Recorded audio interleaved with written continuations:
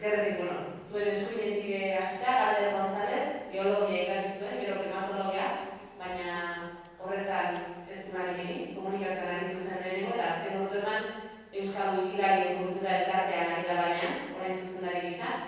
Euskal Herriko Unibertsitatean doktoretza egiten ari da, filosofia sailean, entziklopedismoa eta euskarazko entziklopedia digitalerako estrategiak aztertzen saiatzen. Iratxe Erretolazar, Euskal Filologia lizenziaduna, Euskal Literaturaren, Kultura Hizkuntzaren eta Literaturaren didaktikaren inguruko formatzaile eta aholkulari lanetan dabil, hainbat elkarterekin eta erakunderekin elkarlanean, Maninekin, UEurekin, Egunekin, UEzirekin, eta bigarren hezkuntzan literatura irakasteko hainbat material atondu ditu.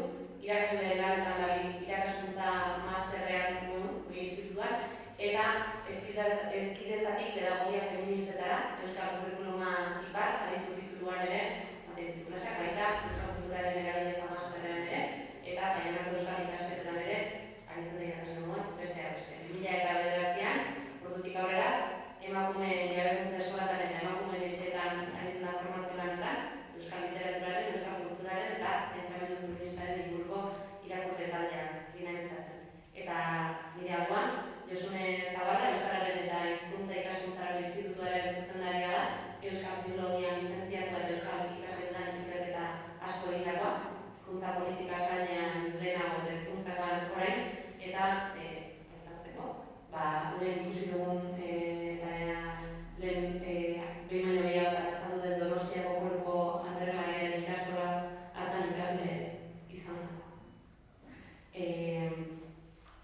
Mundua euskaratik lantzea eta mundu euskaratik landuz eta testuinguru horretan kokatu dugu zeren mendeurrena, bai gaurko jardunaldi hau ere, behin baino gehiagotan aipatu da ere hori jardunaldian zehar. Eskatu dugu mahai inguruko parte hartzailei bakoitzari halako kokapen bat egin zezala edo lehenengo tartetxoa bakoitzak kokatu zezala bere burua edo bere talaia nondik norakoa den. Beraz, lehenengo galdera ireki hori eta zuen artean egizketan hasi hori, ea bakoitzaren arlotik begiratuta zertan den hezkuntza arloko materialgintza euskaraz, zertan behar diren jauziak eta non ikusten dituzuen erronkarik handien gaur. Nahi dut gogorez. Orden berdinak, egunon eta eskerrik asko gonbidapenagatik. Nik hori lan egiten dute Euskal Wikilarian elkartean eta gero voluntario bezala, eraso Wikipedia ere elikatzen dut. Bi gauza ezberdin dira, baina gauza berbera da azkenean, batekin bezala egiten dugu. Berez, ona etortzeko gonbitea, hasiera batean zen ikusvela proiektua, ikusvela proiektuarekin egiten garena, baina hori ezatuko dut pixka berat dago, zen nahi dut ere kokapen txiki bat egitea Xabier Txorerekin egin dugun harremanari buruz gauten. Gu egiten ari gara proiektu bat, ditzen den Euskal Herriko historia duen proiektutan, eta entzuko duzue aurrerantzean gehiago proiektu horren inguruan. Detektatu dugu, saiatu gara egiten zerrenda bat, Euskal Herriko museo eta publikoetan dauden deun objektu aukera bat egin duenak Euskal Herriko historia bat kontatzeko. Bidezke beste objektu batzuk eta beste historia batzuk. Eta objektu horietako bat Xabier Txo da. Zehazki hartu duguna Santelmo museoan ikusgai dagoena da.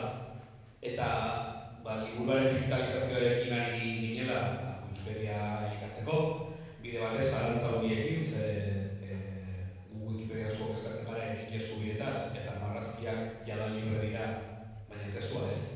Eta hala ere segitu garaz, Kolobitxeren aliburutegiak bat libre jarrita, eta horrekin abiatu gara. Konturatu ginen, aurrentzako entziklopedia bat zela, eta nik ez dukan hori buruan hasi ginenean digitalizazioarekin, baina irakurrita noski bere garaiko testua dela, ondo azaldu duzu ere, baina badaukala intuizio bat guk ere txikipediarekin abian sortu nahi genuen, materialak egitea, umeek irakurtzeko, mundua azaltzea euskeraz eta mundua azaltzea hemendik, eta saiatzarena, hau da, umentzako entziklopedia bat, euskal umentzak, hemendik egin behar dela, ez dela itzulpen soil bat,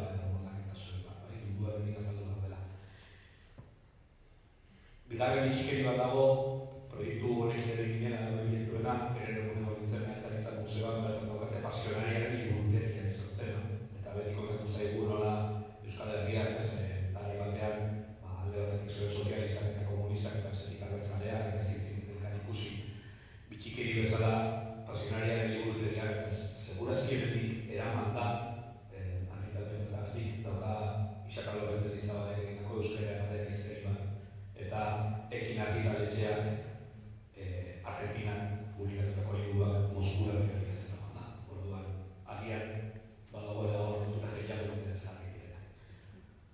Bueltatzen bestera, gu Wikipedian egiten ari garen proiektua, euskarazko Wikipedia bultatzeko ez osoik enziklopedia bat egitea, bada ere bestelako proiektuak edo osatzea interesgarri izan daitezkenak edo uste dugu interesgarri izan daitezkenak gaur egungo hezkuntzarako. Eta esaten dut uste dut denok daukagu zailtasun oso handiak ulertzeko nola ulertzen den,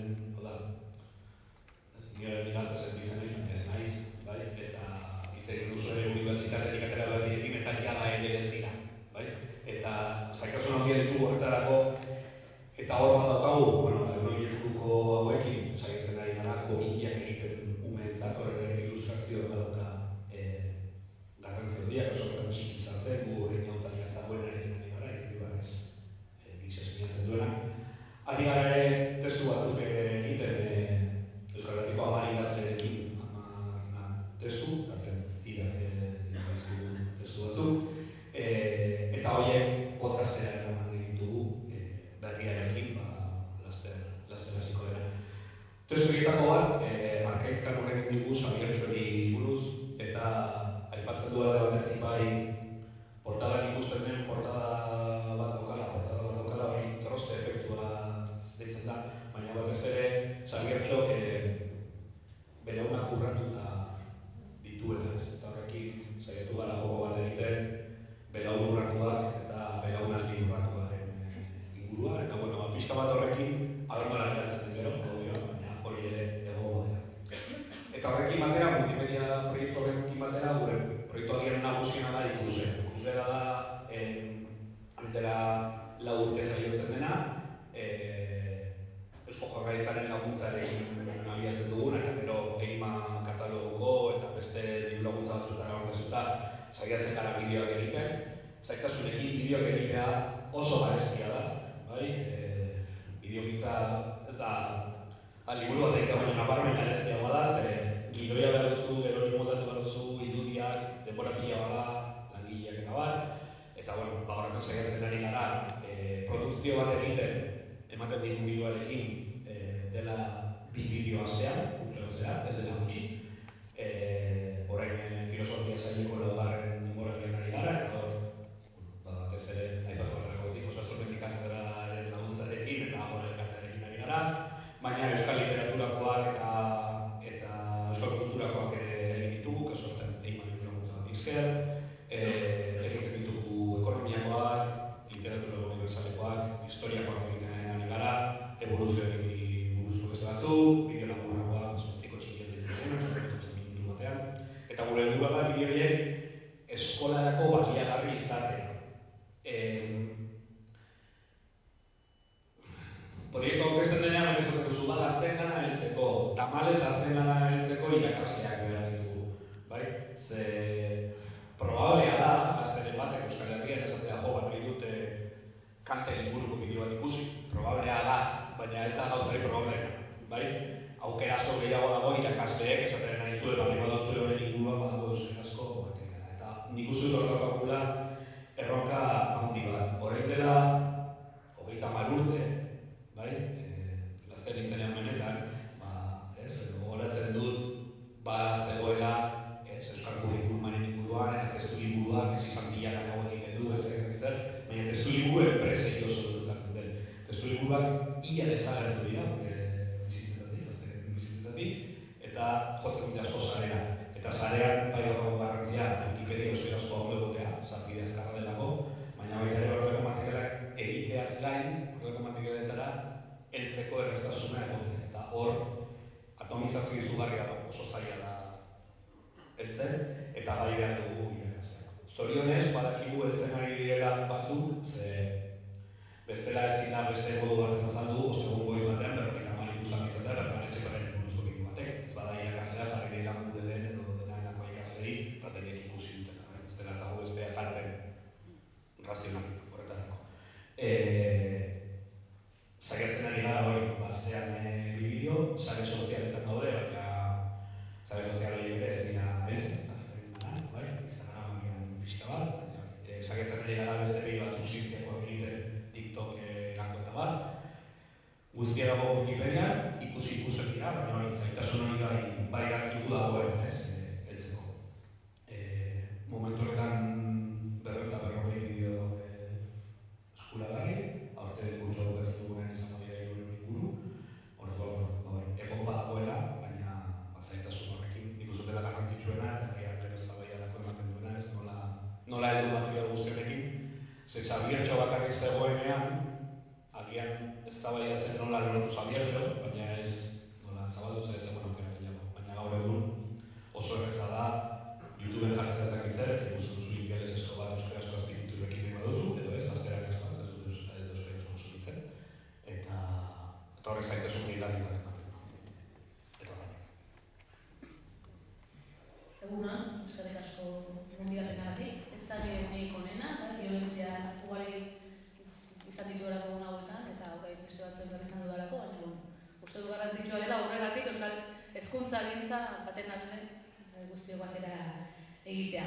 Materialgintzaz aritu behar bagara, iruditzen zait, ezin dugula ideetzin gaur egun euskarazko materialgintzaz, euskal hezkuntzagintzaren erronkez hitz egin gabe, ez dagoan esako dituan kontu asko ez dira bakarrik materialgintzari dagozkionak, ez bada testuinguru orokorrako bati ere dagozkionak, ez aipatu duzue oso ongi, eta eskerrik asko, aurreko mahai inguruan kokapena bikaina izan da, ez, eta ikusi dugu Xabiertxo katebegi bat zela, proiektu kultural batek katebegi bat, ez, eta nik uste dut momentu honetan dugun ahulgune nagusia, edo urratu nagusia dela proiektu kultural hori, euskal hezkuntzagintzarako proiektu kultural hori bateratua norabide, agian adostu bat, ez, agian ez dugu guztiok dena konpartituko, baina adostu bat nire ustez ez dugula argi.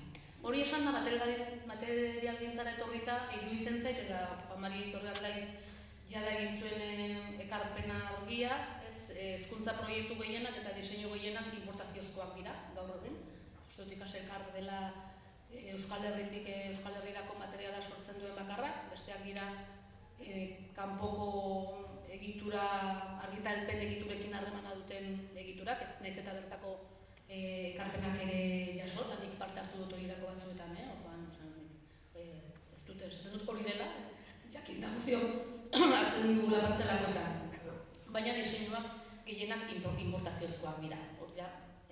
Nik uste dut erronka bat duguna nola sortu bertatik geuretzat, geure ikuspegitik.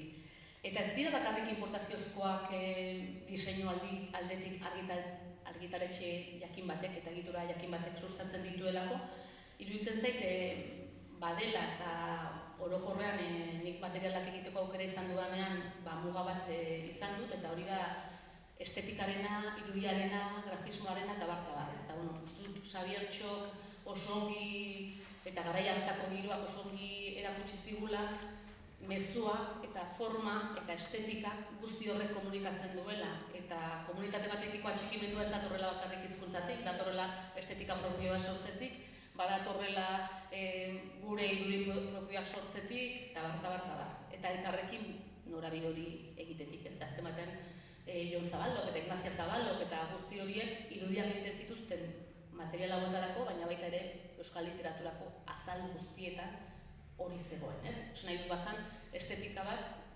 atxikimendu bat, afektu bat sortzen zuena. Eta gaur egun globalizazioaren ikuspegi hortan materialgintza egiten duzunean gero arazo bat duzu irudiak sartzeko. Ez da irudi gehienak dira, eta gero hemen bat zaudete argitaletxeetan lan egiten duzuenak eta agian zuenean ez da hala, baina ni aritu naizenean irudiak nik egiten materiala, baina irudiak ez zeuden nire esku, irudiak beste norbaitek jartzen zituen, eta irudiak ziren, esan dezagun, nik global deitzen dudan hori. esan dezagun, europartasun zuri aratza. Estetika global hori, adimen artifizialaren itxura izan dezakena, horiek direlako libreki digitalean egoten diren irudiak. Beraz, ez dira izaten gure tokikotasunari loturiko irudiak edo tokikotasun neko irudi batzuk, eta gero ideologikoki, nire bintzat, zalantza ugari sortzen dizkidatenak ez bakarrik euskalduntasunetik. Eta batetik iruditzen zait importaziokoak direla edukiak, diseinuak barkatu, importaziokoak direla estetikak ere eta irudiak, eta hori biopentsatu beharra dugula, eta zorionez, ilustratzaile bikainak eta diseinatzaile bikainak dugu Euskal Herrian, euskaraz aritzen direnak, ez da kanterarik ez dugulako, aurra arrobia zoragarria dugu, baina agian gauza hauetan ez gara hainbeste erabiltzen dugun arrobi hori. Eta bestetik, importaziozkoak dira ezagutzak sarritan, eta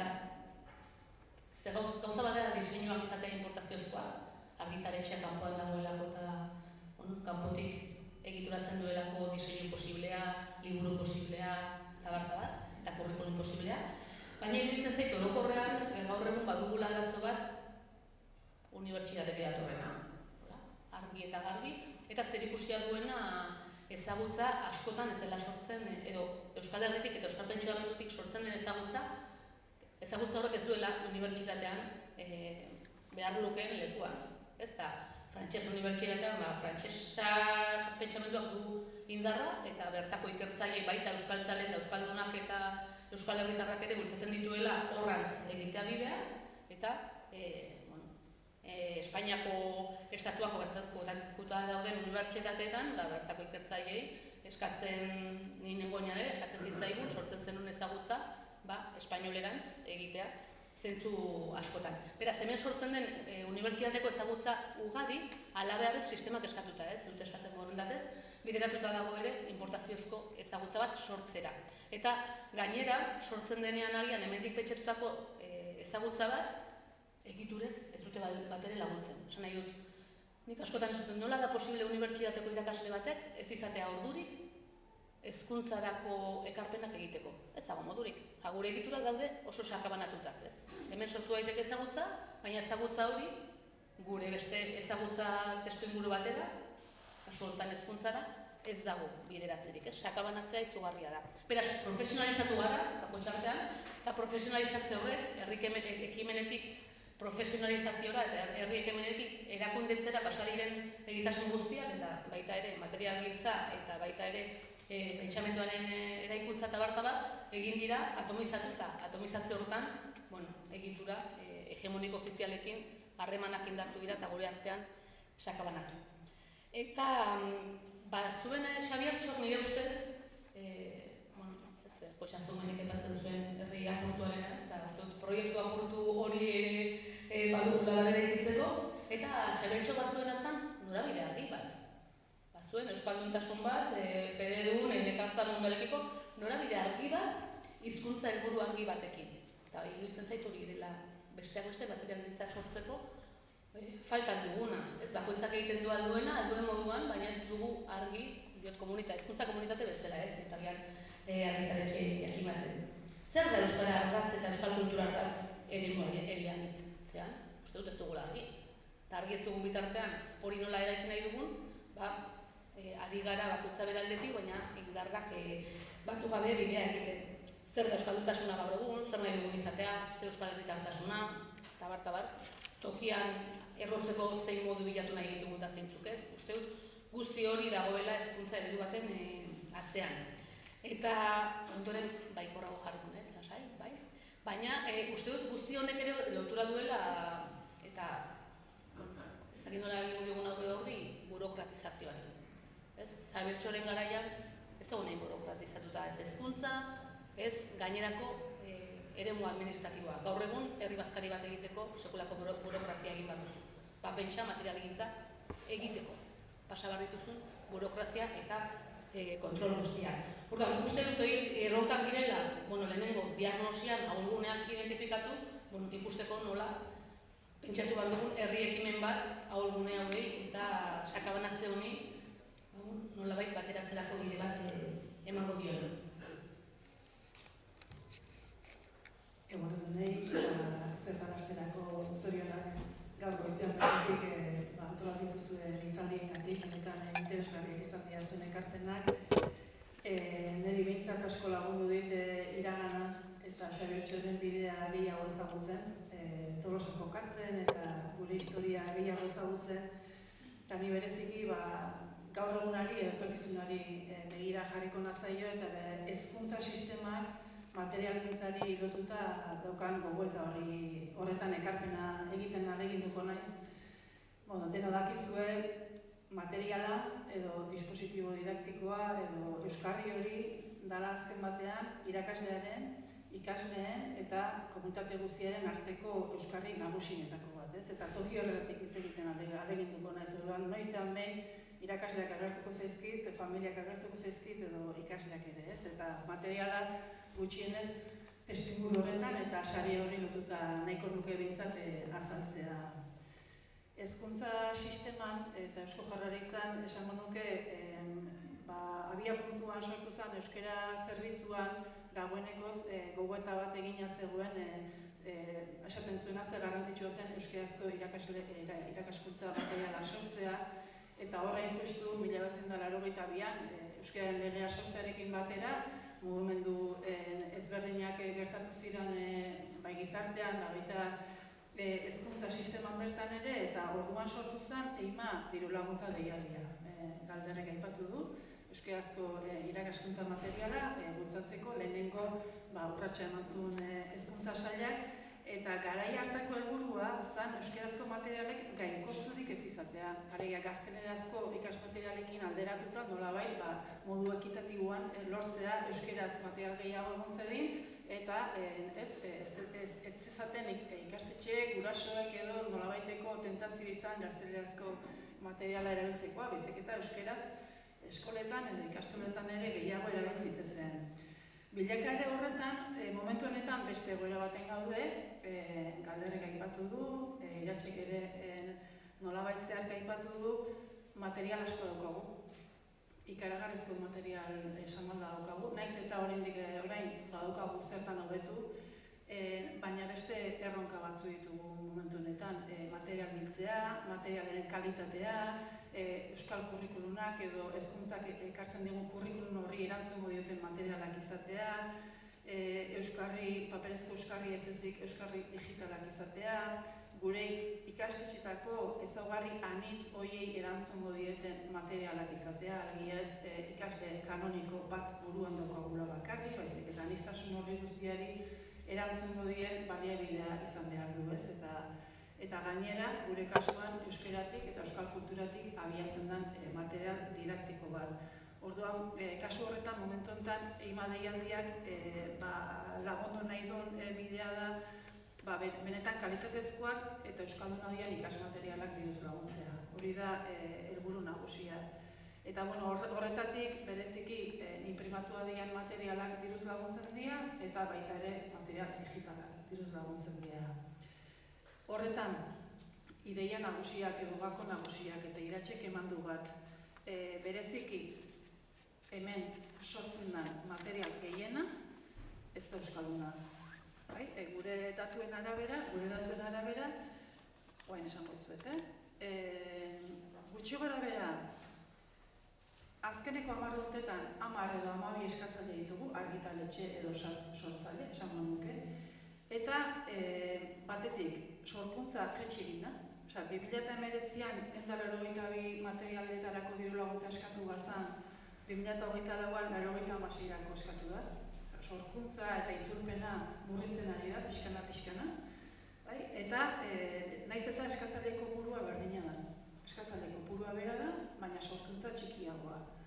Eta sorkuntza horretatik, edo eskatzaile horien guztietatik, 3/4 gazteleraz sortutakoa da, edo estatu mailan sortutako materiala da, eta euskarara itzultzeko diru laguntzak eskatzen dira, eta ikastetxetan banatzen den material horiek dira jatorriz gazteleradunak eta euskaratu dianak, eta maila baten egokitu dianak, hemengo kurrikulunera, hemengo ikuspegira, eta 4 bat hemen sortua, eta hemendik eraikitako materiala. Hori da gure datua batez ere inprimatutako materiei dagokionean. Hori da, eta iruditzen zait, hortik ere gero zer esan eta zer gure artean eztabaidatu daukagula eta hortik zer erronka ditugun ere aipatu dezakegula. Hori datu garrantzitsu bezala.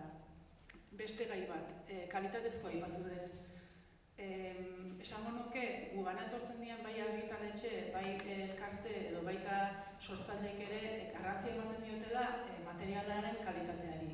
Eta, EIMAk berak badaukan nolabait kalitatea neurtzeko prozedura bat, EIMA laguntzetara etortzen dian sortzaile, argitaletxe eta elkarte nolabait EIMA onespena eskatzen dute, EIMA onespena behar dute. Da, hizkuntza aldetiko kalitatea ziurtatzen dula adierazten da material horren bidez. Ikuspegi pedagogikotik, nolabait gaur egungo kurrikulumari eta beharkizunei erantzuten din materiala dela ziurtatzen da. Hirugarrenik, bereziki testuinguru edo modu digitalean sortzen dian materialek maila teknikoan gaur egungo baliabideak eta teknologia baliatzen dutela ziurtatzen da. Hori, materialari buruz hitz egiteko orain, esango nuke garrantzitsua dela guretzat. Kalitatezko materialak sortzen ditugun berri izatea. Hizkuntza aldetik, alderdi pedagogiko aldetik eta tekniko aldetik. Lehenengo hizkuntza aipatu dut eta horretan ere beste ohar bat gure irakurketatik nolabait badago baukago erronka. Gure etortzaizkigun material gehienek, galba desberdinak pasa behar izaten dituzte, eta hizkuntzakoa galbaean gainditzen zaila horretik orain argitaletxeei, sortzaileei eta elkarteei. Euskeraz idazten edo egiten bada ere, oraindik orain nolabait aholkularitza linguistikoaren behar handia dago. Hori aipatzekoa. Materialaren eduki lotuta. Eduki, esango nuke bereziki, tradizioz etorri zaizkigun edukiek oraindik orain jarraitu egiten dutela. Gure datuen arabera aurrezkuntzan lehen asko argitaratzen bali mazan gaur egun aurrezkuntzan ez da sortzen gehiagik ere, oso material gutxi daukagu. Bereziki lehen hezkuntzan eta DBH-erako materiala sortzen da, batxilergorako oso gutxi sortzen da, lanbide heziketarako oso gutxi sortzen da, eta orokorrean material osagarriek ere ez daukaten nolabaiteko pixurik. Esan dedanean lehen hezkuntza edo DBH, irudikatu nahiko nuke zuei izaten matematika, euskera eta literatura, eta zientzietan, fisika eta kimika eta geologia. Pentsamendua, historia, musika, artea, bersogintza, gehiago bezue, ez da sortzen. Edo sortzen dena oso txikia da. Eta ez da etortzen behintzat gugana, bide hori egitera, eta zer esanik ez, lanbide heziketan nolabait badago laneki elkartea eta lanbide heziketari erantzuteko euskarazko materialgintza sortzeko bide bat apala, baina emankorra badago, baina oraindik ez dago nahikoa sendotasun behar hori nolabait erantzuteko. Materiala lotuta dago hizkuntzari eta lotuta dago korpusari. Eta nolabait euskeran ikuspegitik ere nolabait badaukagu betikoak ez dian zientzia arlo horiez gaindiko korpusean ere badago nolabait terminologia eremuan eta hizkuntza estiloan eremuan edo oraindik orain ez ematen du korpusa dagoeneko gaindituta daukagun gai badana ez daukagu ere bat gainditua eta daukagu zeraman bereziki lanbide heziketa edo ez da gure gaia unibertsitatea, baina lanbide heziketan nolabait badago horretarako behar handia. Gehiago osatu nezake, baina hortxe utziko dut. Eskerrik asko. Aipatu da goizean behin baino gehiagotan, aurrentzako hezkuntza materiala euskaraz egitearen intuizioari segika sortu zela Xabiertxo, eta nolabait Europan eta baziren joera batzuk segika, euskaraz, ikuspegi euskaltzaletik, euskararen lurraldea osorik hartuta, hizkuntza atxikimendua lagunduta eta adierazita euskarak munduan duen lekua. Aipatu dituzue batzuk eta aipatu duzue euskarazko materialintzak ze gorabehera izan dituen azken urteotan eta aipatu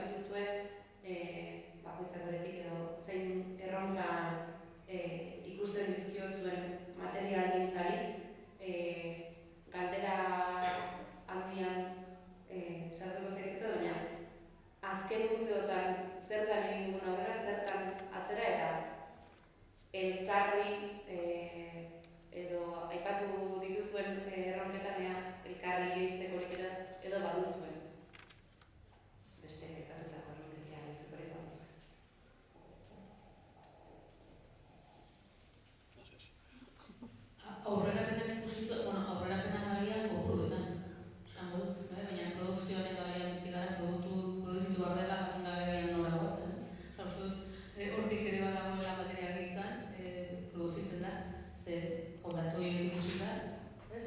Herena baldin bada itzulitakoa, horrek esan nahi du diru publikoaren herena, ari garela, poltsa horretako diru publikoaren herena, ari garela erabiltzen, beste nonbait, sortuen ezagutza bat, euskara hizkuntzan ekartzeko, ez? Horrek uste dut. Atzera pausoa badakarrela, Juan Mari Torralek egindako ekarpen hortan ikusten zelako, 80ko markadatik 21. mendea zenera arte, atzerapena egon zela horretan. 80ko markadan material gehienak euskaratik, eta bertan sortzen zirela. Eta ekarpen bat egin nahi dut, eta ez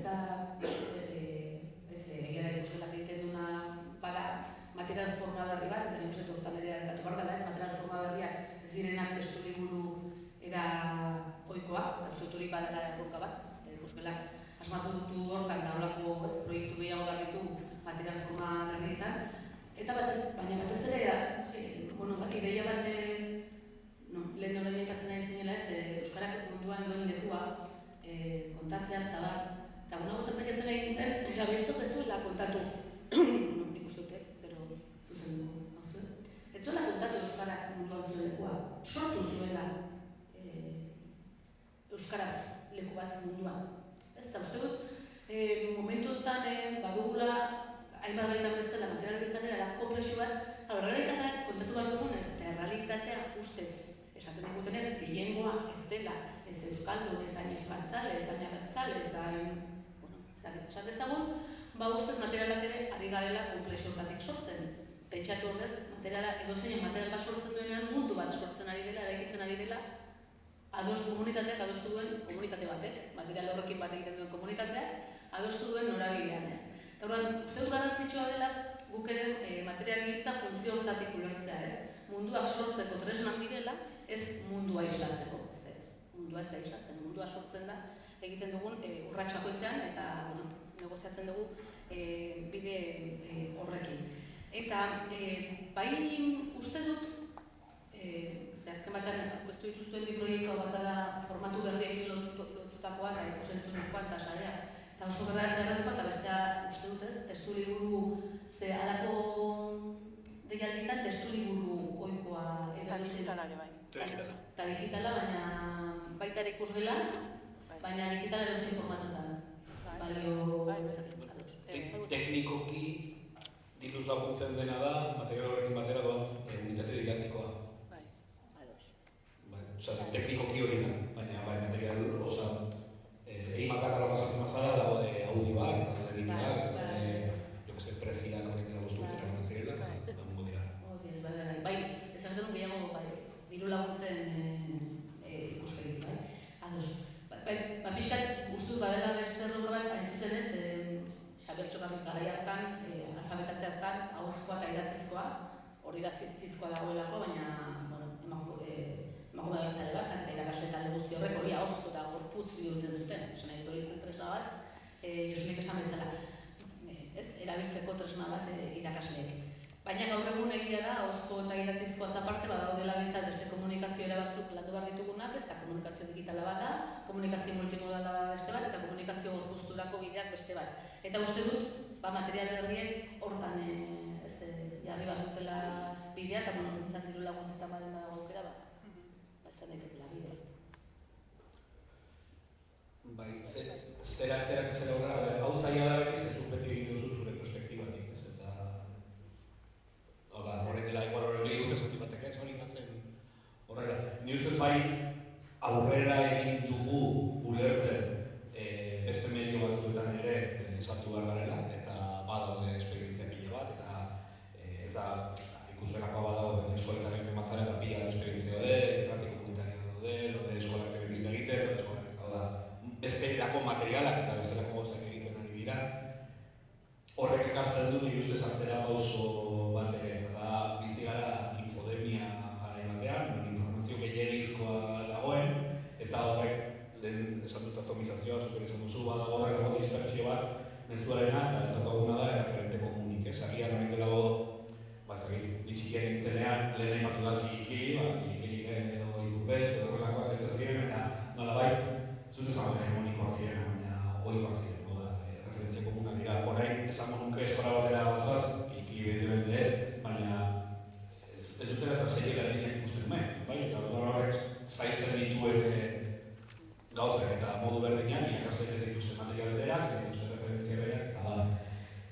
Eta horri laguntzen duen pila bat, komentatu duzu lehen, unibertsitateen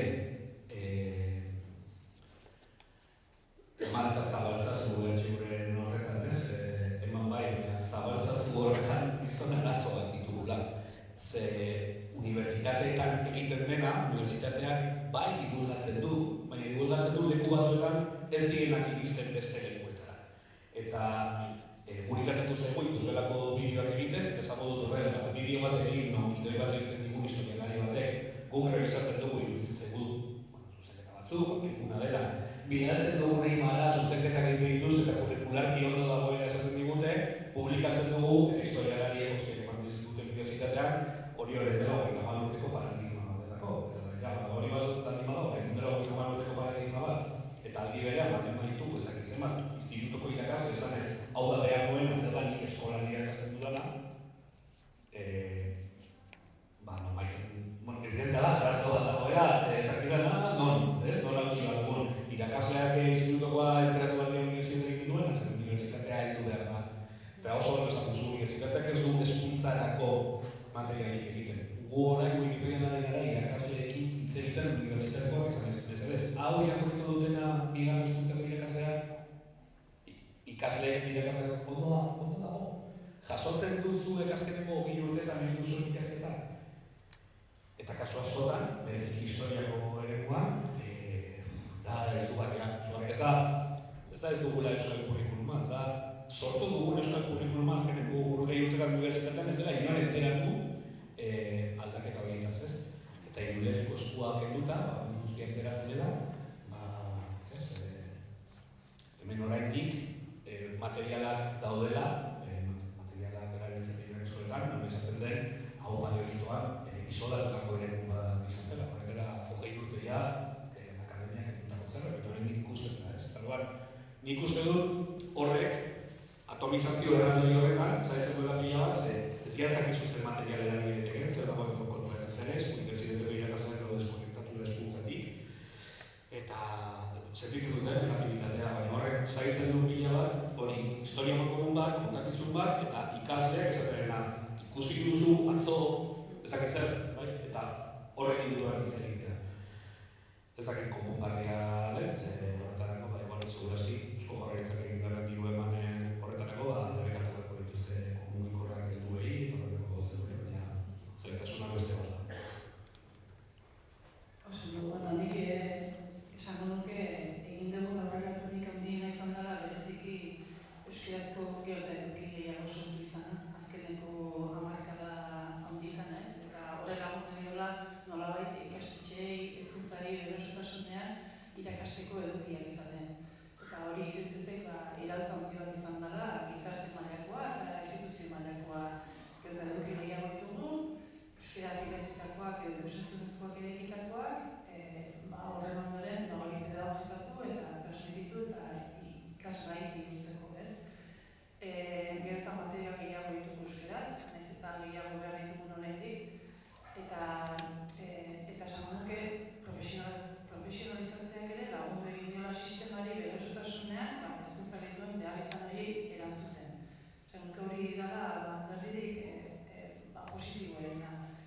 Gaur egungo errealitatea eta egoera kontuan hartuz zein erronka izango genituzken galdera horretan pentsatzen jarrita nik esango nuke bereziki materiala behin berriz eduki buruz ari gara hizketan eta egiten dugun gogoetatik edo hezkuntzatik gure helburua bada gure ikasleak izaten norbera izaten ikasi, elkarrekin bizitzen ikasi eta kompetenteak izateko bidea egitea, ez? Orduan ez da edukia nahikoa, baizik eta edukia transmititu irakatsi eta edukia manipulatu horren gainean gogoetatu eta horrekin, ez?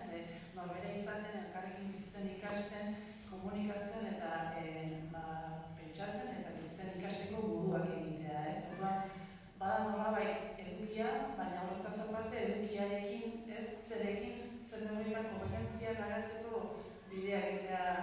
Hor nolabait daukagula zer hobetua eta bereziki nik poko jarriko nuke bai materialgintzan hor ekarpena egiten ari da. Toki horretatik lanean ari diren argitaletxeak ezagutzen ditugu eta materialak ezagutzen ditugu, baina baita ere esan duke nolabait badala garrantzitsua irakasle prestakuntza. Osea, irakasleak ere material hori nola kudeatu, nola bideatu, bere gelara nola eraman ez lantzeko bideak egitea. Gaur egungo irakasleak aniztasun handia dauka gelan. Eta material batekin bakarrik ezin du aniztasun hori kudeatu. Irakasle horren egitekoa da bere gelaren arabera egokitzea, Wikipedian eskuratu duen testua, edo ez dakit zein edo Garri Egunkaritik jaso duen testua, bere adituen ikasle mota ezberdinen arabera, ez? Hezkidetzan ikuspegitik, general ikuspegitik, hizkuntzan irakaskuntzan ikuspegitik, gaur egun, ez, pipilan den gaien ikuspegitik, ez? Orduan nik uste gaur egungo betiko izan da, gaur egungo erronka ere badan nolabait materialaren eta irakaslearen arteko lotura horiek indartzea. Bera izango dalako maila batean ere eskatzen dena hobe aldet, bai sormen industriari edo materialen industriari edo orokorrean baita ere instituzioei ere, ez? Lehenaztu zait beste kontu bat irakaslea aipatu du egun horretan, bada ere nolabait niretzat positiboa irakasleek ere materiala sortzen dute. Argitaletxek ez ezik edo sortzaileek ez ezik irakasleek ere materiala sortzen dute eta material andana edo behintzat sare bat ere badago Amarena izena duna hezkuntzan. Ja ez, atzo itxizan. Atzo, baina gomentzeko itxizan, baina eskuineko badago nolabait ez beste mugimendu bat, ez? Irakasleek, beraien materiala praktikatzen dituzten eta modu komunitario batean utzi, hobetzeko proposamenak egin eta nolabait gaur egun aipatzen ditugun erronkei erantzuten ari zeien irakasleak ere baditugula aipatu nahiko nuke.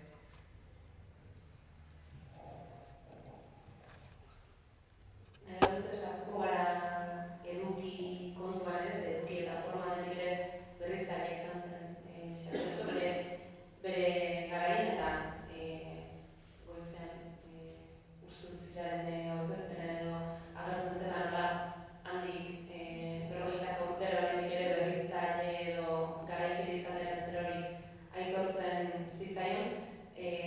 Edukiaren ere aipatu duzu ezea lotan izan daitezken erronkak edo zertan sakondu beharko genuke hezkuntza materialentzan, hala ere, eta horrein duzun ere aikatzen zuenaren aritik hezkuntza materialentzan eta hortik harago, zertan ikusten duzu dagoela beharrik handiena, zeintzuk izan daitezke arlo interesgarriak edo lehentasunezkoak lantzeko. Batu zuen lanbide heziketarena, eduki aldetik edo duzuen aipatu ditzakezue.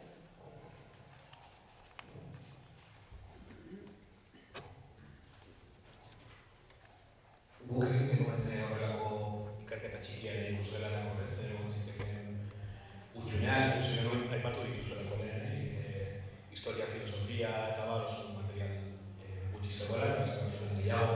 Hau da, pixakarraioa, zientziaren divulgazioa, letren divulgazioa baino gehiago egin da.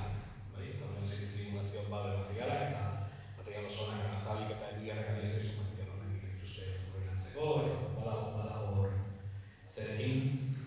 Lanbide heziketekin egon ginen, eta sortu duen adibidez ekonomia, lanbide heziketako guztien, berrik ez ikasten duzu, ikastote gazteria zago dut, formazioen egiten dagoela, ezkenezko zaitzen diren, eta hori adizak ekonomia oinarriak, eta bideo horiek adibidez bai egin dituen, baina adibidez lanbide heziketan esan ziguten,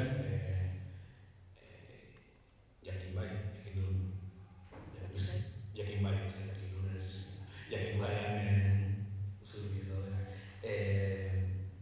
claro, arazoa da zenbat ikasle dauden justifikatu ahal izateko, material nintzen, gehiena zen azkenean, diru laguntza zela, itzultzeko modu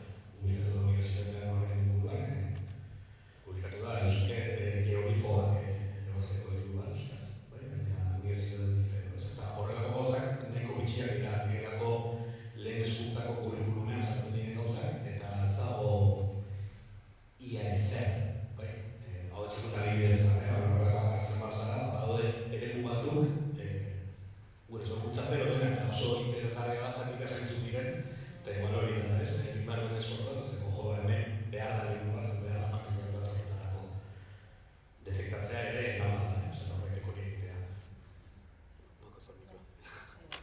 Bale. Nik edukiari begira, ia da jakintza gaiena eta hori begiratu beharko litzateke, baina lau oharreginak edukiari begira lau ohar, nire ustez bata da ikuspegi integrala falta dela, oso jakintza gaietan aritzen gara zatikatuak eta hor gertatzen da, baina zehar lehor izan daitezkeen hainbat gai, sabertxun bat zirenak, zirelako, adin jakin baterako eta orduan denak batera agertzen direlako, hori ez dugula, ez da kultura, zientzia eta hainbat ikuspegi euskaratik, euskal kulturatik, euskal kurrikulunaren dimentsio hortatik, pentsatzeko daudela, ez, eta aipatzen zan, ez, nola kulturgile ugarik egin zuten parte hartu zuten Xabiertxon eta Xabiertxonen saretzean, hori ere, integrala dio danean ere, ez bakarrik eduki aldetik baizik eta parte hartzaile begira. Gero iruditzen zait, edukien aldetik falta zaigula, niri ikuspegitik, eleaniztasuna ulertzeko oso modu globalizatzailea dugula eta hori ere edukietara eramaten dugula, eta nik uste dute Euskal Herritik, Euskaratik mundua sortzeko behar dugula beste begirada bat, ez ingelesean aiguraturiko elaniztasun bat, gaztelania frantsesa hor dago, baina badaude beste hizkuntza gutxitu asko eta beste kultura gutxitu asko eta beste kultura batzuk ere oso interesgarri izan daitezkenak, bestelako mundu ikuskera batzuk ekartzen dizkigutenak eta elaniztasuna aipatzen dugunean, elaniztasun dugu, esaten dugu, baina gehienetan, parentesi artean, material askotan edo jarruteko modu askotan ingelesa dago. Ez da, euskara gaztelania, gehi ingelesa, ez? Iruditzen zait hori pentsatu behar dugula baita kultura, nire ustez kultura unibertsaletik kanpoko begirada bat lantzeko, kultura unibertsala mendebaldeko kulturaren parametro modura. Eta gero iruditzen zait, hau kokatuagoa, eta adibide jakin batek hartzeko, edukia eguneratzeko beharra, jada eguneratuta dagoena eta eguneratuta dagoena ez bakarrik unibertsitatean baizik eta gizarte dinamiketan oso eguneratuta dagoena, baina gero zailtasunak ditugu materialetara ekartzeko. Askoz beranduago doaz, ez? Asko berritzen da gizartea, eta gizarteak, eta ez, ekimenek ere, herri ekimenek sortzen duten ezagutza hori, eta asko kostatzen da materialetara ekartzea. Eta ikarriko dut ikaserkarren adibide bat, baina aspaldi egindako materiala bada 2013koa, baina ikusteko material hori aztertu dute Maia Aiestaranek eta Aner Peritzek, eta hemendik Aner Peritzik jakin dut erasopiloa jaso dituela eta besarka da, ezer gehiago esateko ez dut, esango dut behar den lekuan. Baina, egin dute azterketa bat Maia Aiestaranek eta Aner Peritzek ekin DBH-ko materialetan bertsolaritza nola irudikatzen den, aztertzeko, 2013ko material bada, baina diot halako ariketak ez, baina material hori gutxi asko erabiltzen ari da gaur egun, ez dugulako aukerarik berritzeko, hemen autokritika da, komunitatearen kritika bat ez da inongo egiturarik kritika da, gure jardunare guztion, nire abarne guztion jardunaren kritika. Eta egiten dute azterketa hori bertsolaritza, pentsa, mugimendu sozial bezala zenbat eguneratu den bertsolaritza, zenbat garatu den, zenbat ikuspegi dituen, eta ondorioak ziren bertsolaritzaren ikuspegi sozialik etzela garatzen material horretan, bertsolaritzaren teknika aipatzen zela, ez bere funtzio soziala, ez bere ekarpen soziala, bertsolaritzaren komunitate sozialik ere etzela aipatzen, material horietan, genealogia feministarik ere etzela aipatzen, ez da gaur egun erabiltzen ari dira material horiek eta gehienak gizon referenteak zirela, baina gainera, eta nik uste dut hauek harriko dut ere Xabiertxori begira, gazte referenterik etzegoela. Bertsolaritzan gazte referenteak asko dira, baina material horietan etzegoen gazteena, 30ko pertsona bazan, beraz gazteentzat zaharra. Nire gazteeko oso zaharra, 40, gazteek esatutenean, testu literario batean, oso zaharra da, 40. Hani bezala, ni zaharragoa naiz, badiot, gazteentzat 30 oso zaharra da.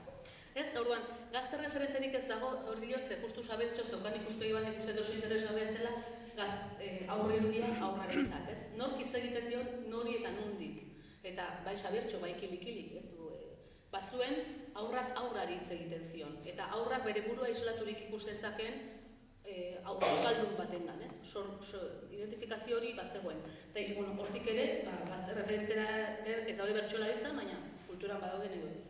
Gero, beste gai interesgarri bat, adibide bat delako, baina iruditzen zait, galderak direlako, nik neuk ere sortu da materiala kritikatzeko. Gune euskaldunetakoak diren euskaldun erreferenterik ez zeuden. Euskaldunetakoak ez ziren, ez? Esan dezagun, profil soziolinguistiko jakineko erreferenteak ziren gehienak, alegia, eta garrantzitsua da gazteek izatea, Barakaldoko gazte kulturzale baten erreferentea, eta tabar, pixkat hortik. Eta azkenoan aurri lotuta, iruditzen zait eduki aldetik, eta pixkat Josunek aipatu duen bide hortatik, testuinguru soziolinguistikora eta soziokulturalera egokitzeko moduko materialak sortu behar ditugula. Xabier Etxebere garaian batzan Euskal Herri guztiarentzat, baina gaur egunez tokian toki eragin dezaken materialen beharra ere badu.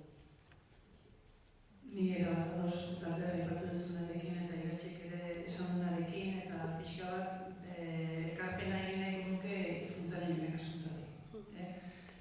Batez ere institutuen ere hor daudelako eta nire arlo espezialista edo horretan nahizela.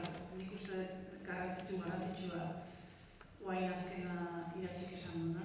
Gaur egungo materialek ezin dute bat eta bakarra izan, forma desberdinetako izan behar dute eta aniztasun handia izan beharko lukete gure ikuspegi pedagogikotik beti izan dugulako ikasletik abiatzen da irakaskuntza prozesu bat gauzatu behar baldin badugu, hasi beharko ginateke Tolosako ikasle baten gandik hasi, edo Iruñako ikasle baten gandik hasi, edo Barakaldoko baten gandik hasi, edo Baionako baten gandik hasita, ez? Horrek esan nahi du materialak nolabait ez dugula irudi bat eta bakarra erakutsi nolabait lagundu beharko diola irakasleari, ez?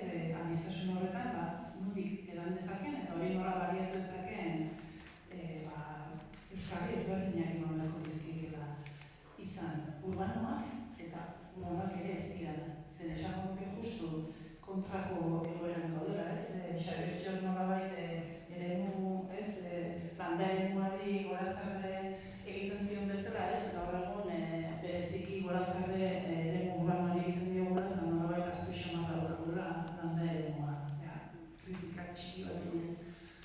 Hori alde batetik, eta bestetik hizkuntzaren irakaskuntzari lotuta. Gure buruari beti esaten diogu gure eredua murgiltze eredua da. Eta gure egitekoa dela nolabait ikasle euskaldunak, etxetik datozen euskaldunak euskalduntzen jarri dezaten lortzea, baina baita ere etxetik euskaraz dakarten gainontzeko ikasle guztiek ere euskaldunak izan daitezen, euskaliztunak izan daitezen, eta euskal kultura eremu hori guztia ezagutu dezaten lortzea. Eta horretan iruditzen zait, gaur egun daukagun agertoki berri horretan, aniztasun horretan nolabait materialak ere ekarpen hori beharko gehiagela murgiltze eredu berri bat eraiki behar daukagun honetan nahi ez. 1990ko murgiltze eredua edo 2000ko murgiltze eredua ez dauka zer ikusirik gaur egun gure beharrei. Eta nolabait badaukagu erronka handi bat murgiltze eredu horrek zer esan nahi du, eta horrek didaktikoki materialgintzei lotuta ze euskarri, ze bide eta irakasleen prestakuntzan zertan eragin beharko duke. Eta bereziki erronkarik ondiena niretzat hizkuntzen irakaskuntzei lotuta eta erdigunean euskara jarrita horretan behar dugu nukela jarri. Gehituko nire gauza bat, nire ustez relevantea dena, ze gara hitz egiten horretan materiala askotan ikonetzen barri ere, eta horrek exigitzen digu ezin dela testuinguru primatu bat izan, baizik eta diverso dela, eta horrek eramaten gaitu mundu digital batera, nola lortu duten hori, digitalki lortuko dute. Eta azten ari zaigula hor tartean dagoen gauza bat, eta da horrek orduan mediatzaile bat behar eta mediatzaile bat behar dela. Eta nik eman izan dut klase unibertsitatean, euskarazko talde bati, non zegoen bat UEMako herri batekoa gaztelaniazko osatzen zitzaionak, esaten ziala beraintzatzen zela naturala mugikorrean gauzak euskaraz egitzean. Oda, pertsona euskaldun bat daukana zaikasuna gaztelera hitz egiteko, zaikasuna ez hitz egiten zuen hori, eta esaten zian iruditzen zitzaiela oso frikia nintzela Googleen gauzak euskaraz egiten dituelako, bai? Eta hori da, pertsona bat, ikastola batean osoan, bai? Eta horrek zerbait esaten digu, eta da, ari garela ere, esaten, bueno, digitalidadea eta ikasleak ordenagailuaz dakizet, baina ordenagailuaz zelaniaz baldin badago, eta bilaketak zelaniaz egiten badira, alferrik ari gara gauza askotan, orduan badirudi hori dela modua. Eta horrek eramaten gaitu ere, bilaketak egiten badira gaztelaniaz, ordenagailuak baldin badago konfiguratuta gaztelaniaz, eskola publiko guztietan, unibertsitate publikoan eta ikastoletan, ordenagailuak gaztelaniaz daude. Hori datu empirikoa da. Bilaketa egiten denean gaztelaniaz hobetziko dela, eta nik datu simple bat emango dizuet. Herri txiki Fermaudi programa ikusten ari diren igande arratsaldetan ikusten ari diren pertsonek mugikorrarekin bilatzen dute herri hori, eta euskarazko Wikipedian piko bat ikusten dugu herri horrena, gaztelaniazko Wikipedian 7 izan handiagoa da. Hau da, euskarazko materiala konsumitzen ari den jendea ere militante izan behar ere bat ikusteko, uneko piko doa audientzia da, sarea da, uneko bi hori dagoen ikusten euskalduna dena, euskaraz konsumitu nahi duena, hala ere bilaketa horietan gaztelaniazko Wikipediara jotzen du, eta ikaslei normalen erabiltzen zaie gaztelaniazko Wikipedia konsumitzea, ze hori da dagoena orduan. Kontuz ere ibili behar gara esaterakoan, bakoitzak bilatu dezala bere materiala, bakoitzak bilatu dezala bere materiala, ez du euskarazko materiala dituko defektuz. Orduan hor ere erronka bat dela. Baina horri tiraketa galdetu nahi nizuelako formatuari dagokionez ere, eta galderek jarri ditu mahai gainean, sortu daitezken galdera batzuk, zalantza batzuk, edo argitxo gorri batzuk iztu daitezken argitxo gorri batzuk, galdetu nahi nizueke formatuari begira zertan sakondu beharko genuke, horrenik zuentzat ere zaitu izan daitezken argitxo gorri horiek, edo zaindu beharrekoak, edo bintzat zen horabidetan jarri beharko genuken formatuari edo formari dagokionez ari garen hezkuntzako materialez.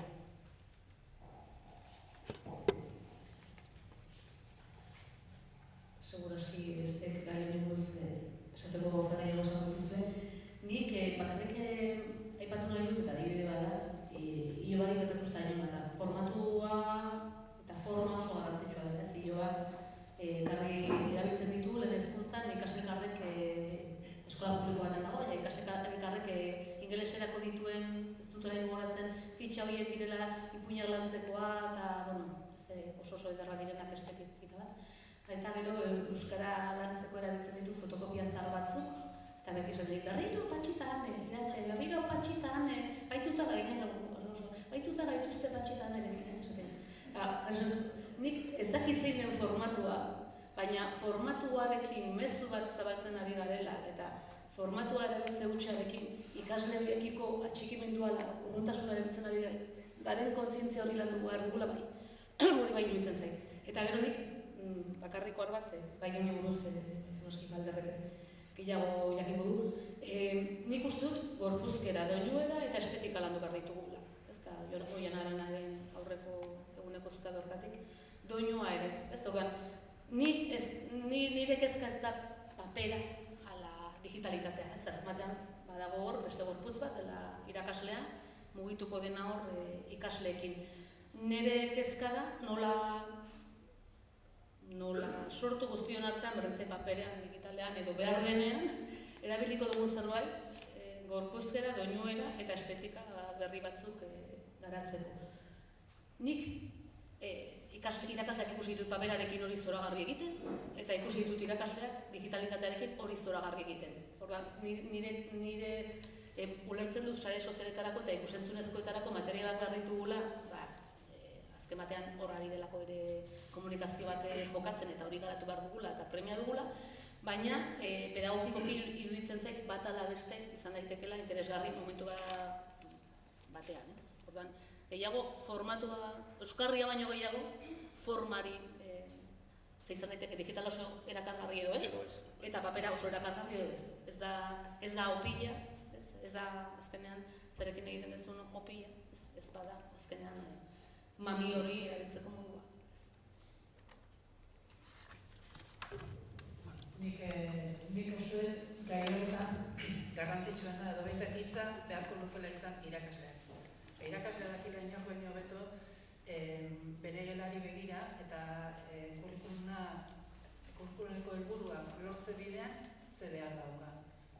Garai baten liburu bat eta arbela genitun bezala gaur egun beste 11 baliabide ditugu eta gainera edukizko irakaskuntza sustatu ordez kompetentzietan oinarritutako irakaskuntza da gure eredua, eta gainera lehen esan dudan bezala murgiltze eredu jakin horretan, da gure ikasleak euskara ikasiko duten edo ikasi behar duten eta euskeraz ikasiko dituzten matematikak, zientziak edo dena dalako.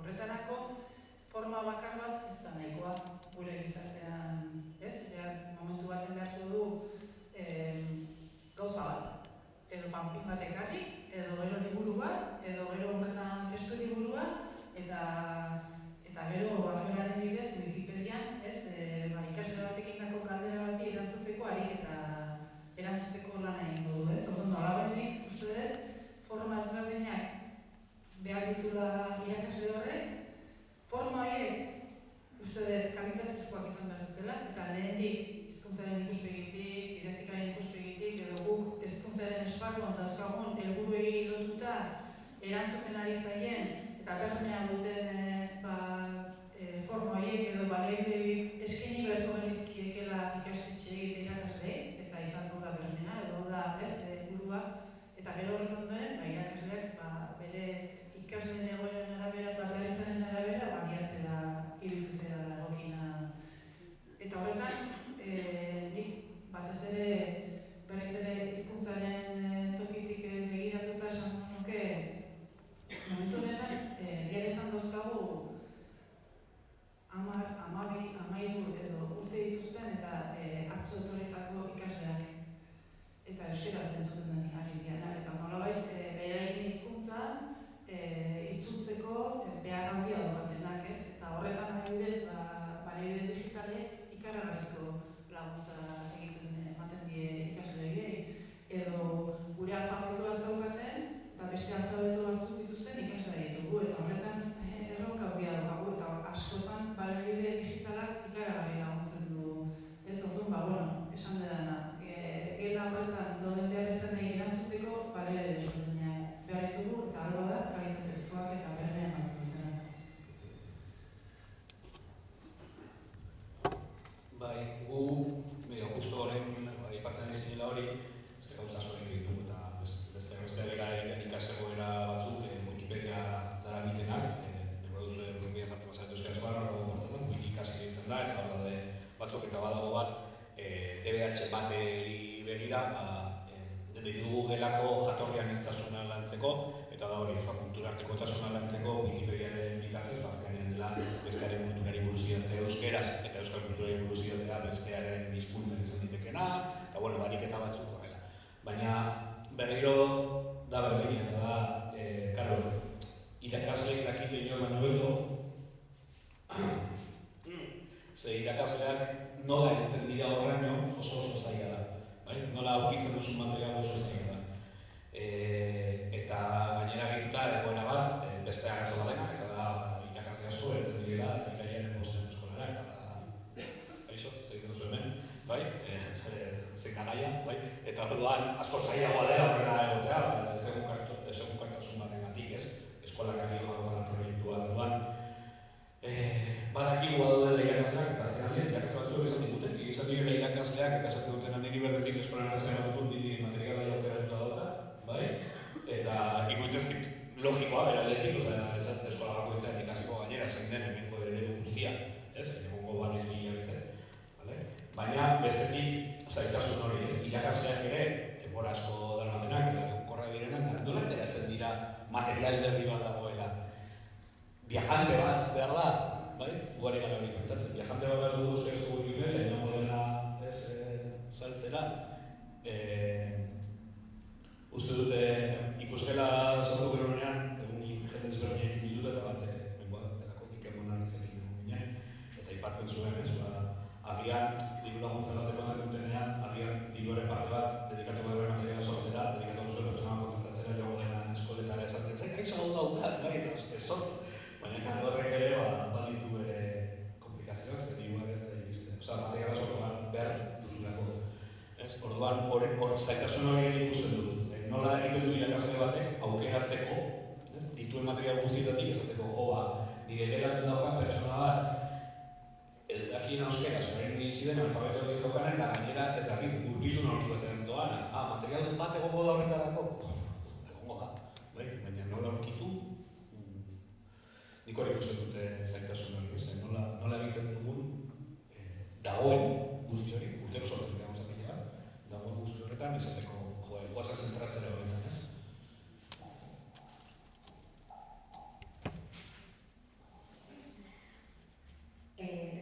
Galderrek pixkat bidea iretik duelako, eta... Bai, esan dut, eta horrela dugu alda. Aipatzen zenuten lehenago ere, badaudela xumea badera ere irakasle materiala elkarranatzeko espazio batzuk. Xabiotxo egimenez sortu zen, eta hamarkada askoan horretan aritu dira irakasleak, gero aipatu duzu ez, nola argitaletxeen gain, eta askotan kanpo argitaletxeen gain gelditu den lan baden, eta heldu nahi nuke hasieran ere aipatu zuen ideia batiz, materiala sortzeak besteko garrantzi izan dezake, sozializatzeak helara iristeak material hori eta irakasleek bere egiteak, hezkuntza eragileak eta irakasle euskaltzaleak saretzeko, sarea trinkotzeko, ze bide ikusten dituzue edo ze aukera ikusten dituzue, eta nahi baduzue ze adostu behar dugu, sare horren formatxo bat hartu izan, edo ze oinarri behar dugu adostea, sare horrek izan zerrek konpartituak baita materialak begira ere. Eta nintzea ez da. Nik uste batetik behar dutela irakasleek denbora. Ez dute denborarik, eta gero ez da gutxiago. Asko kartu da denborek kudeak eta eskoletan, dagoan ez dute denbora gutxi dute, lehen askoz denbora gehiago zuten, ordu batetik denbora bada arazo bat, eta beste arazo bat momentutan iruditzen zait badela ere hezkuntza eredu ezberdinak artean dugun gatazka. Horrek ere, momentu honetan ez digu laguntzen saretze horretan, euskal hezkuntza gintzan, gabiltzan, hainbat itunpekoak, ez itunpekoak, hainbat horrek ere uste dut saretzean aukerak ematen ditula, aukera onak ematen beharko dituzte, baina batzutan muga jartzen dituela. Egia da nik somatzen dudala irakasleen atletik gogo bizia askotan idazten digutelako, saretzeko, eta badakit ikasikoekin hitz egin dut askotan eta haiei idazten diete, baina behar duten norbait. Zezuk esaten diezunean, lasai, nik emango dizkizut, gurekin harremanetan hainbat lekutan jarri diren 100 irakasle konprometitu eta gogotsu horien kontaktua, eta dituzu, nik? Jendeak gogoz dago, baina nahi du beste norbaitek hartzea lidergotzari. Nik uste dut falta dana da lidergotzari hartuko duen norbait. Batetik hasieratik askotan hitz egin dut hontaz, norbaitek, egituraren batek, norbaitek hartu behar du saretze horren izune nortatik etorriko da, baina uste dut badagoela beharra, niri jende pilo batek idazten didala, badagoela gero, badagoela beharra, ez dago lidergotza zen esoronik, ezin dut hemen hau ezin du pertsona batek saretu. Eta adibide bat ematearen, euren bitartez sortu ziren literaturaren irakaskuntzarako jardunaldi batzuk, Baionan egin ditugu 3.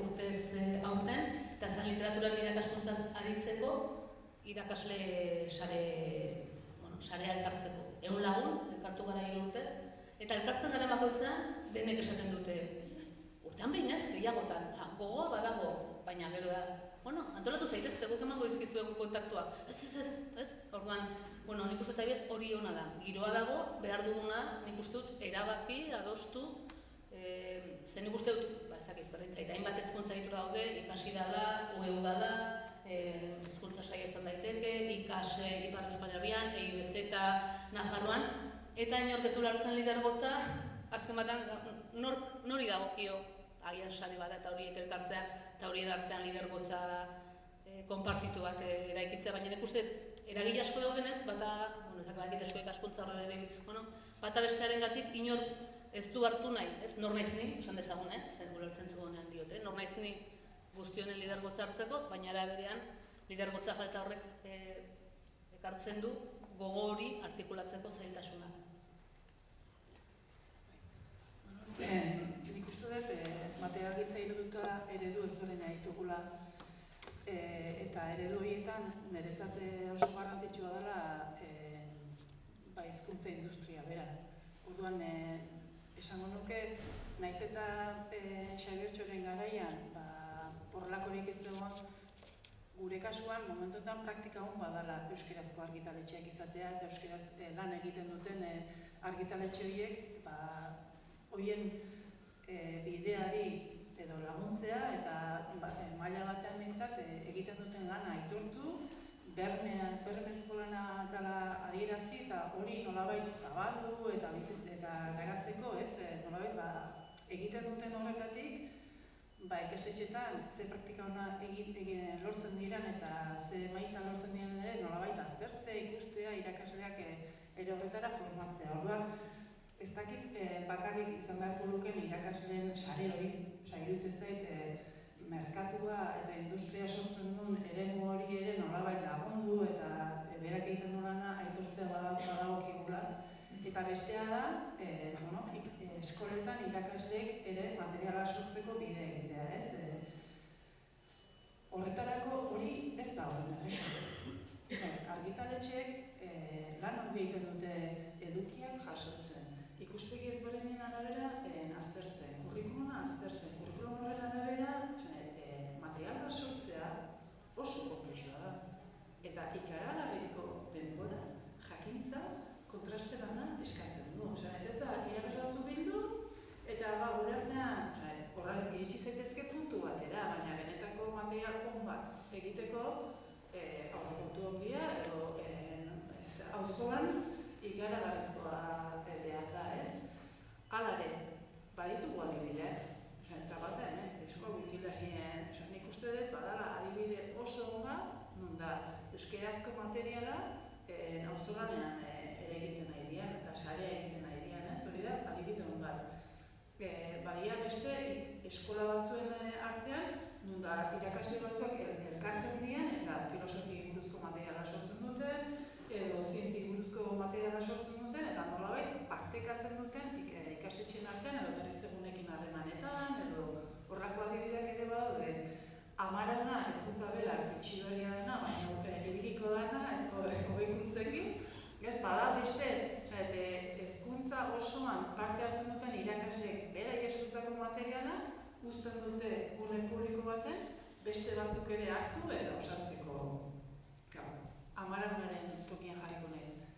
Kasu horretan da, irakasle batek sortzen du materiala, edo biren artean hor uzten du, ez dago nolabait hizkuntza aldetik, hezkidetza aldetik, jasangarritasuna ikuspegitik, euskal kulturaren ez dago.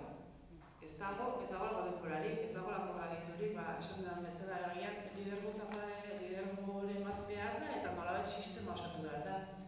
Ez dakizen horretan hori bultzatu behar da, edo agian dagoenekoz modu profesionalean lanen ari dira horiek bultzatu edo bietatik egin. Hori da nolabait nire buru egiten den galdera, agian ez bat bakarrik, ez bestea bakarrik, baina horrez bien arteko oreka bilatu behar dukela iruditzen zait. Guk ikusela proiektua egiten, ikusi praktika honen ikusi gehiago modira, baina bi honekin lotuta daudenak, bat da filosofien guztiz lagundu diguna gora elkartea, filosofiako bigarren hezkuntzako filosofiako irakasleen elkarte bada. Ez dakit gehiago horren funtzionamendu, ez dakit funtzionatzen dutela, eskatzen ez dugu gauzak eta testuak egitzen dizkete, eta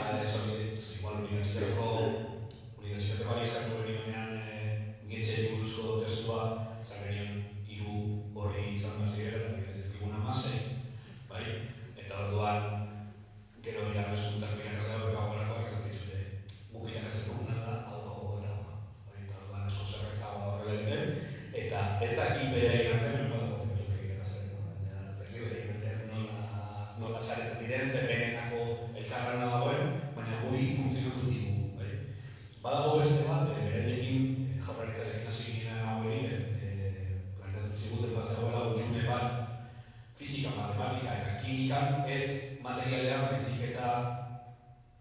bideo esplikatiboak, ez? Nola ebazten da ekuazio bat, bai? Nola egiten da, eta, bueno, detektatu zutela, unea sortunan ziren, eszenarioak zirela eskola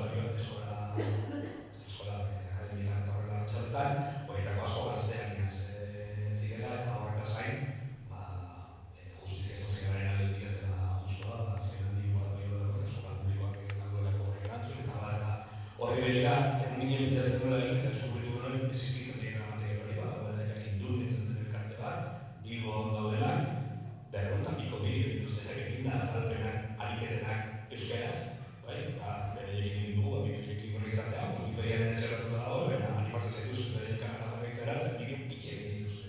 Ez, ikuspegi horrek, bada hor, saretze bat, kasu honetan, matematika, fisika eta kimikako irakasena, kezka horrekin, ez? Existitzen da. Bestean zailagoa, eta da nola egiten dugun hori, irakasle bat jartzen duen materiala, amarauna dagoena, gero guzti bat egitera, igual ezin eskoa da. Baina beste irakasle bat izan, bueno, gutxinez, hemen daukar materiala hau, ez? Berriak egiten dugu ikaslea, jartzen diren komunik gertakarien inguruan, azteko agizien inguruan, materiala dago, irakasleak jakingo du hori, baliagarri zaion edo ez, eta baliagarri bat zaioa, zerbaitetatik zaio baliagarria ez. Orduan ikaro, perfekzioa ezin dugu eskatu, ezin eskoa delako, nire Wikipedia bezalako eredu material dugu nintzateke hor, eta da, irakasleak nahi duten materiala jarri, eta ondoan erreperiteke beste norbait eta emendatu, nahi badu, eta berri horiko, horrelako eredu baten alderiko nuke, baina hor bai dela perfekzioa onaren etxaila bezala edo badaukagu zerbait eta baliagarri izan diteke. Eta harrigarria da, maraunan zenbat gauzak gotzen diren, agian inkluso gehien, batzutan zaila dautitzen, baina hori, irakasleak ari direla martekatzen, beraiek sortzen dituzten horiek. Azken taldean edo azken erroldatxo honetan ixteko fikzioa egitatxo bat eskatu nahi egin zuen. Aipatu dituzue hemen 2025 zein behar, zein erronka izan ditzakegun gaiari dagokionez, baina eskatu dizuegu fikzio ariketa bat itxierarako erronka horien aurrean gaur egun egin beharko balenu Xabiertxo. Nolakoa litzateke edo beste galdetuta ari duzu erronka egin, zer egitea litzateke gaur egun Xabiertxoren neurriko zerbait egitea edo zerekin amesten duzu, neurri erraz. Utopia noa, ametsera. Ez dakit zezur hartuko luke, baina nik momentu enten sortuko nuke 3 ardatz dituen material bat, tabak nik nukela ez, agian gure gogorretara. Nik nuke sortuko nuke pedagogia dekoloniala buruan duen materialia didaktiko bat, alegia, ez, buru eskemak eta alakoak zabalkuntza askoren begiradatik pentsatzen dituenak eta tokiko errealitatetik taktiko hori ere, bertakotik kolonizazioena egiten duena. Pedagogia feministak ardatzen dituen material bat, botere harremanak eta desboteretzeak lantzeko harremana. Eta hirugarrena da alfabetatze kultura kritikoa dena da hori ez, zale ezagutzen duten, baina dago adar bat alfabetatze kultura kritikoa lantzen duena eta esaten duena izuzten ere kulturaren ikuspegi esan ezagun elitista ere zalantzan jarri bat dela, kultura arrantzartzen duena, mende bateko kulturaren parametroak ere zalantzan jarri bat dituenak eta iruditzen zait guretik, edo niretik, esan ezagun, guretik dagoela ez, baina niretik gaur amestu behar bat dut material bat, nik nire material utopikoa 3 ardatz horietan gurutzatuko litzateke. Utopia egin duzunez, egin bai.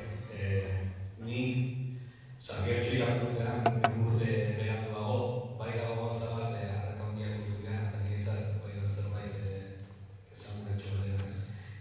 Eren egun nintzen Bilboko Itsas Museoa, eta bate bideo bat horrela Euskal Herriari buruz,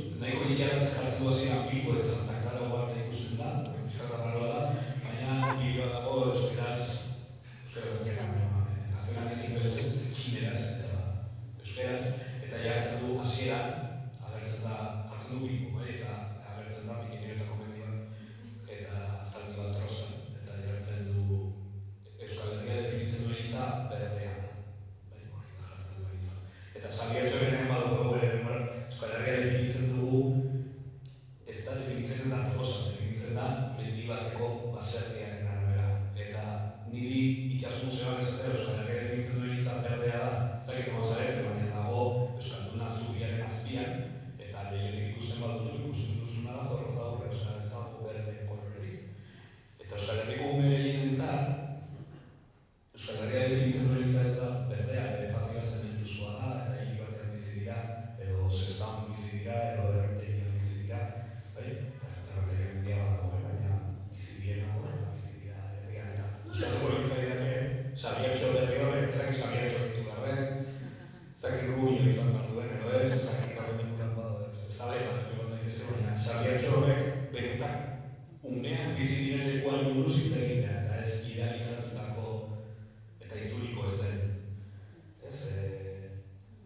Mundu baten inguruan, gaur egungo munduetako garula, eta pentsatzea Euskalduna ez idealizatutako baserritar baten seme on arreba oso erlijioso bat duen horren arabera urte pasa dira, eta ziur naiz imaginarioan asmatu dezakegula urbanoa den Euskaldun bat, aldi berean zintzoa hona, ikuspegi dekolonial bat daukana, eta aldi berean egondo propertzen dena, eta irakurtzea gustatu zaiona, irakurtzea gauza garrantzitsua dela, etengabe esaten digu Xabier, eta irakurtzea eta komunikatzea hona da, baina ez idealizatutako Euskaldun horretatik, baizik eta benetan Euskaldun ume gehienak bizi diren horretan zentratua. Bueno, nik badakit materialintza irotutako jardunaldi baten dela. Baina niretzat momentu honetan, amets horretan irudikatzen den nolabait dagoenekoz gertu xamar daukagun Euskal Wikipedia erabat osatu bat, edo latxa GPT-a. Niretzat etorkizunari, azkenean Euskal edukiak jaso eta gure gizarteei erantzungo diren tresna oso baliagarriak izango dialako. Edukiaren ikuspegitik, edukiaren ikuspegitik hainez, baina niretzat gure etorkizuneko erronka, benetako erronka hezkuntza komunitatea da. Material bat, irakasle prestatu edo komunitate prestatu eta gogobetetu gabeko edo gogobetu gabe dagoen komunitate eta irakasle gabe ezin da horrela eman. Eta nire ustez jokoa, nahiz eta materiala eta ados nago galderik eta